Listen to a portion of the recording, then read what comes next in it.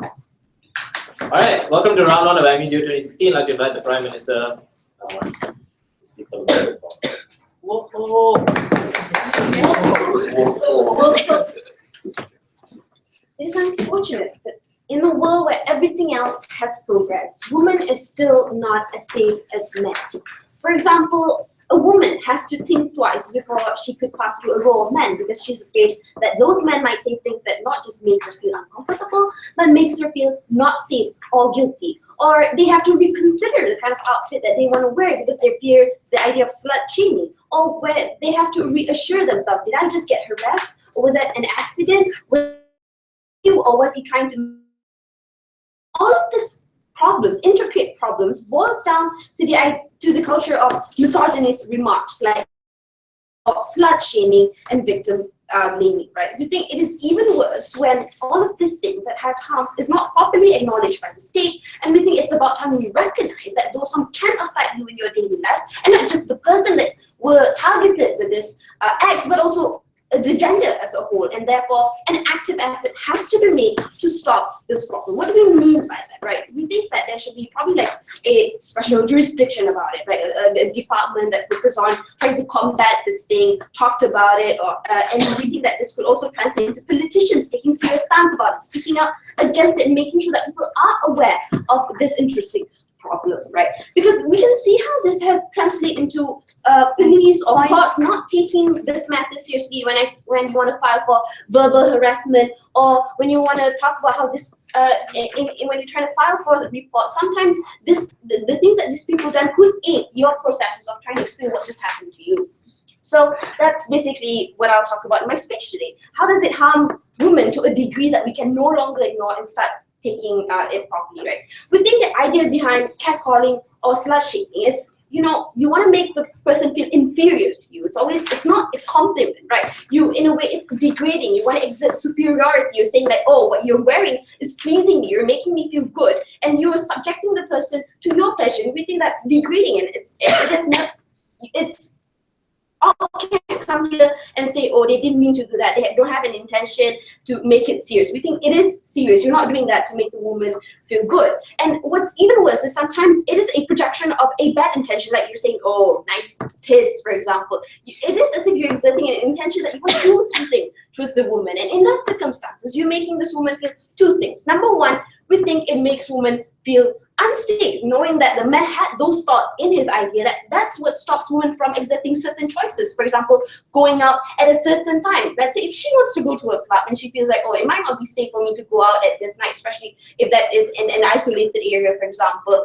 or to go to certain places or wearing certain clothes. And we think like, we don't think that's fair. We think it is harmful, right? The harm exists in where you're limited from making those choices, and it's about time the state intervenes and starts protecting you from it and not dilute it by saying, oh, you're just exaggerating, you're taking this wrongly, it's just a compliment, why are you behaving this way? We think like in a world where men don't have to suffer this problem, women should also be protected from having to suffer this problem. But secondly, we think that it also makes women feel guilty unnecessarily. Because things like slut shaming and victim blaming, it's also a form of oppression where you make those women feel like your choice is invalid, that you're not supposed to do it and feel bad about it.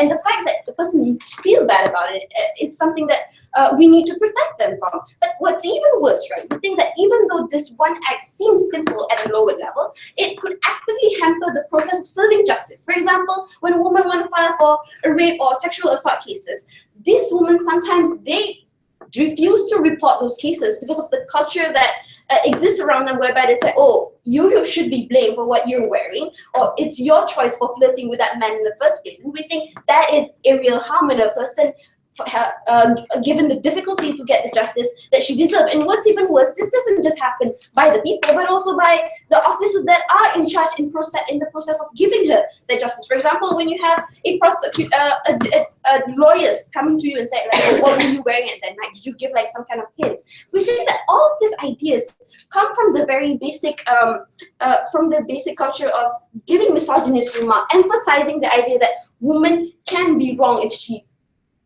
make those certain choices if she chooses to wear those things. And that's basically the base of all the problems that existed, right? But on second level, we think that the reason why this becomes a serious problem is because it doesn't just affect one person when those actions were committed. It affects women as a whole. For example, like if, let's say, when boys, they grow up, they see their uncles or their brothers making those sexist remarks, it will automatically be implemented in their mind that, oh, it's okay for me to do that. And the propagation of this action, in the end, is going to harm other women in those society or in those sphere. And we think that because of the fact that this action will boils down into harming more than just one person, and it will give an actual harm in which it's difficult for the person to like protect herself from, that's when the state should really intervene and make an active effort about it, right? But before that, any PR.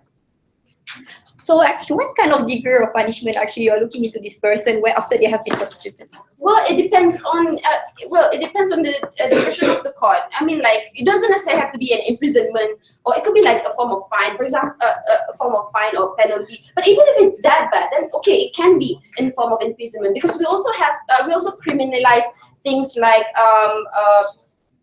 assault, right? Verbal assault, those things. We think that's basically the parallel of it. If a verbal assault, if just mere words can create an assault and causes harm and make a person feel unsafe and become criminalized, we think the same can also be applied to when people make misogynist remarks and sexist remarks. We think if this thing were to solve, we need to start looking at the bottom of the problem and really solve it there, because we've already seen how mere laws of protection for rape victims or protection for women or designated area for like female parking, whatnot, doesn't work in trying to curb this problem. This problem relies on the culture and the way people perceive women, and this is not something that you can just designate an area and assume that she's going to be safe. We think that even if, let's say, that's the only thing you want to resort to, that means the woman will only be safe in those areas or in those certain specific ways, truly free and truly safe in her life, right? Therefore, couldn't be prouder. Yeah. Cool, like Prime Minister, that's the opposition.